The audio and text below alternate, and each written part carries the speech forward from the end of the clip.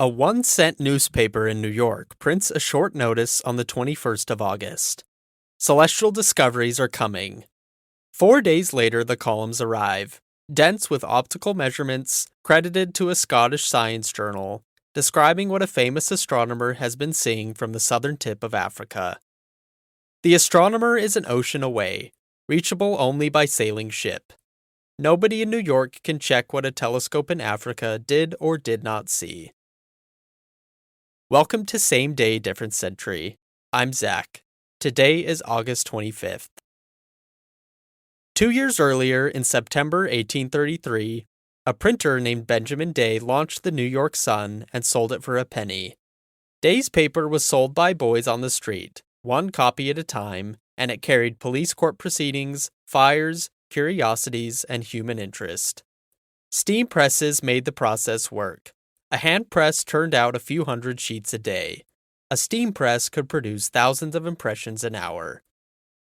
Within 2 years, the Sun was among the most widely read papers in the country, and imitators crowded in behind it.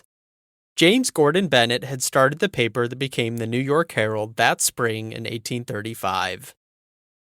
The other half of the setting is astronomy. Almanacs, lecture halls, and cheap treatises carried it to general readers.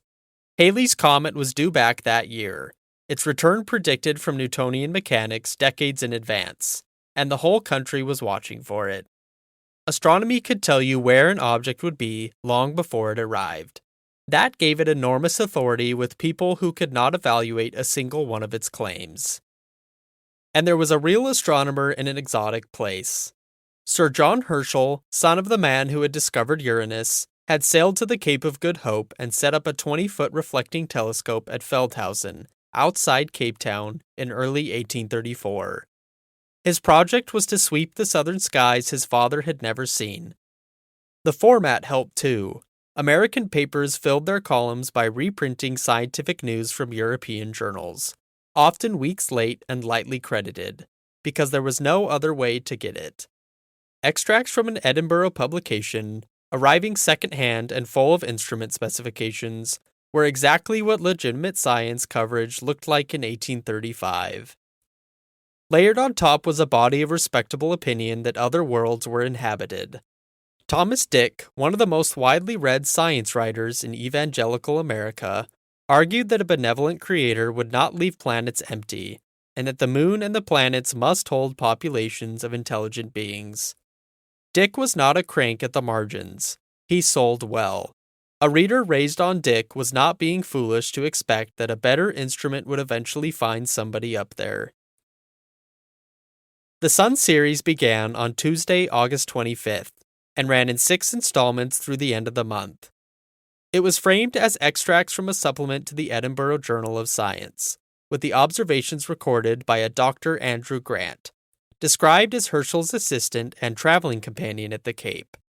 Neither the supplement nor Grant existed. The first installment barely mentions the moon. It is almost entirely about equipment.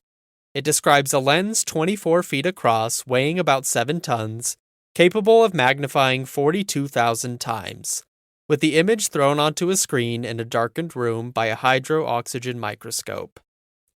The claims are technical, patient, and delivered in the register of a scientific paper. That order was the whole method. A reader who accepts the instrument on Tuesday has already accepted everything that instrument will report later in the week. The reports escalate on a curve. Wednesday brings landscape and vegetation, basalt formations, a poppy-like flower, forests, and then herds of bison-like animals distinguished by a fleshy flap over the eyes, explained as protection against extremes of light and dark. Thursday adds beavers that walk upright on 2 feet, carry their young in their arms, and live in huts from which smoke rises, implying the use of fire.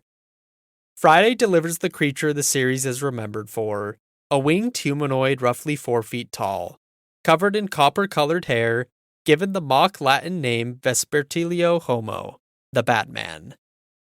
Saturday finds architecture, a polished temple of sapphire with a roof of metal.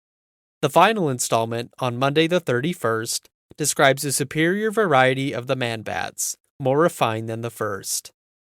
Then it stages a disaster. The great lens, left standing upright overnight, catches the morning sun and burns a hole clean through the observatory wall. Repairs take a week, and the series does not close the door. It signs off promising that the full account will appear in Herschel's own book.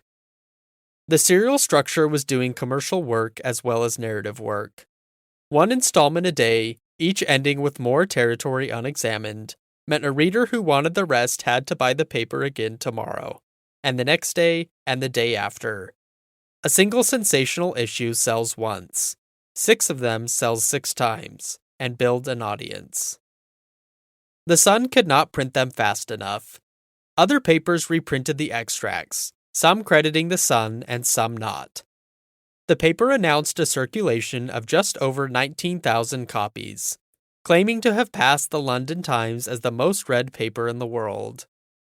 2 weeks earlier, the Sun had claimed 26,000, after a fire knocked out a competitor and sent its readers looking elsewhere. The provable money came afterward, in a pamphlet edition of the whole narrative and in lithographic prints of the lunar landscape, sold separately and in tens of thousands of copies.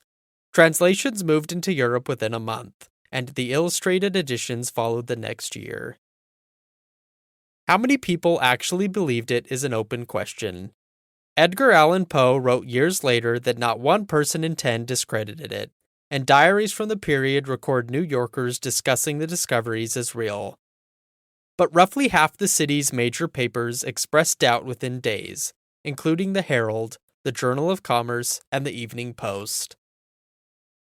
On August 31st, the same day the final installment ran, Bennett's Herald pointed at the sourcing. The Edinburgh Journal of Science had ceased publication in 1833. A journal that no longer existed could not have issued a supplement in 1835. The Journal of Commerce independently identified the material as American written fiction. The Sun never apologized. On September 16th, it printed a notice acknowledging that the articles could be read as a satire, which is as close to a correction as the era's journalism required. There was no penalty, no lost audience, and no institution withstanding to impose either. Richard Adams Locke, an English-born writer Day had hired that summer, was signing himself author of the moon hoax within a year, and gave his full public account in 1840 in a letter to the weekly New World. His explanation was that the series had been satire aimed at writers like Thomas Dick, who were smuggling theology into astronomy, and that its target was religious speculation dressed as observation. Herschel himself learned of it long after, at the Cape, where he was still cataloging the southern sky and where he observed Halley's Comet that October. At first he was amused, and less amused later, when correspondents began writing to ask him about the man-bats. His actual results from those years, published in 1847, made no comparable impression on the public. One writer took it personally. That June, Edgar Allan Poe had published a story in the Southern Literary Messenger about a man who reaches the moon by balloon, complete with the same trick of technical detail deployed to make the impossible sound procedural. He had planned to continue it. After the Sun series, he dropped the sequel, and he accused Locke of having taken the method from him. The penny press had demonstrated that a story's reach did not depend on its being true. The refutation existed within 6 days. The story kept traveling anyway, because nothing obliged the paper that printed it to carry the correction, and nothing obliged the papers that copied it to go looking.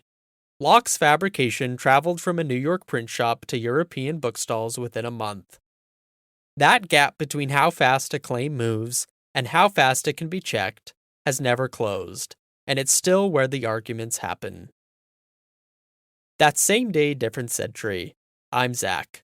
We'll be back tomorrow with another date, another story. Thanks for listening.